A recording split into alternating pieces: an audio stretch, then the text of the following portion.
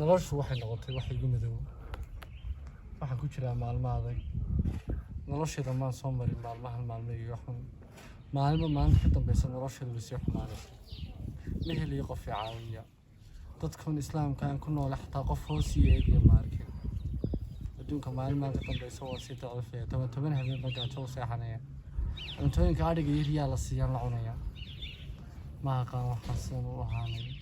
laakiin waxaan ogahay in maalmaha ka mid ah oo nasiibkayga hagaagayo oo ka bixi doono nolosha waxaan rajeynayaa in Ilaahay ii soo diro adoomadiisa ka mid ah weliba kiisa ugu wanaagsan maalmo weyn hel nasiibkayga maalmo واي قصة صار ما يصير بنانو وانين حبق لا وان مسكين وين نكاس محد ساوي ولا دقنت فتحي وقلبن طاي هاكن المو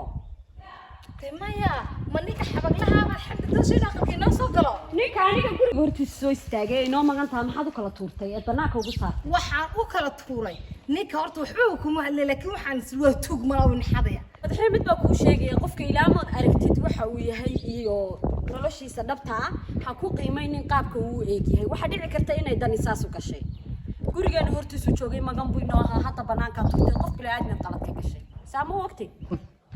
صح وان قلدمي لكن سيميكا وحي كدبي وان سو غلين دونا هاي iska soo gal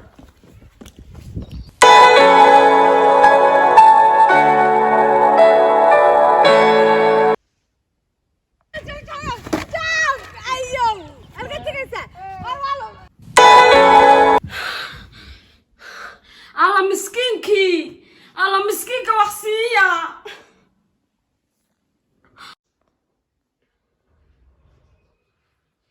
talo intana ma wax u tari doontaa waa barqa weeyaan qadadiina ma bisla maxaan sameeyaa horta intan waa inaan siiyaa waa bacad kuleel weeyaan miskiinka banaanka jooga alla ilaahayo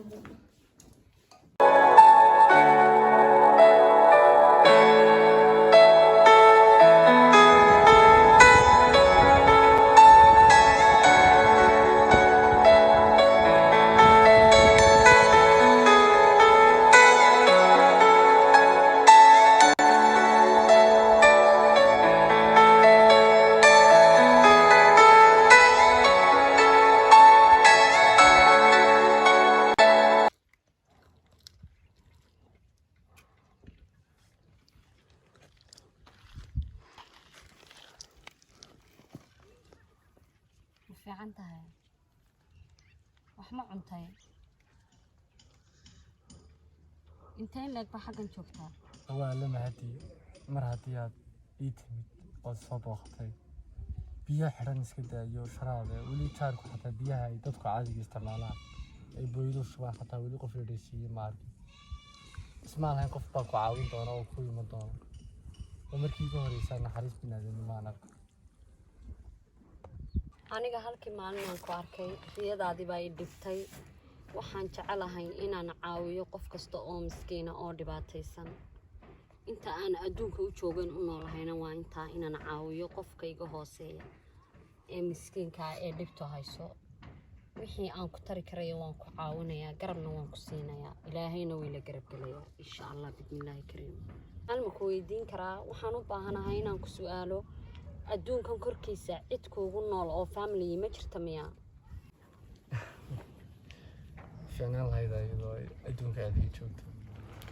hooyadii aabbahay markay dhaleen bay igu wardambeysay kuma naqliyeysan ma arkin cid aan leeyahay oo xataa aan family meel ka noqon karnaa ma jirto dunida keligay ma isku arkin dharkaan gashanahayna kolba waxaan ka helo meelahaas ay maaska xidhaa kolba meeluma wax layga siiyaa laakiin waa markii ugu horeysay aan naxariis biniaadan maan dareen bas maan lahayn ba biniaadan baa ku nool adduunka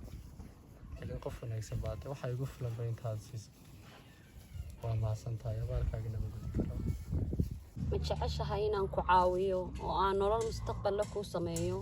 oo aan gurigayga kuu kaxeeyo hadda waa adiga gurigayga hor jooga inaad ila joogtid ma jeclaan lahayd oo aan nolol fiican oo tan ka duwan aan ku siiyo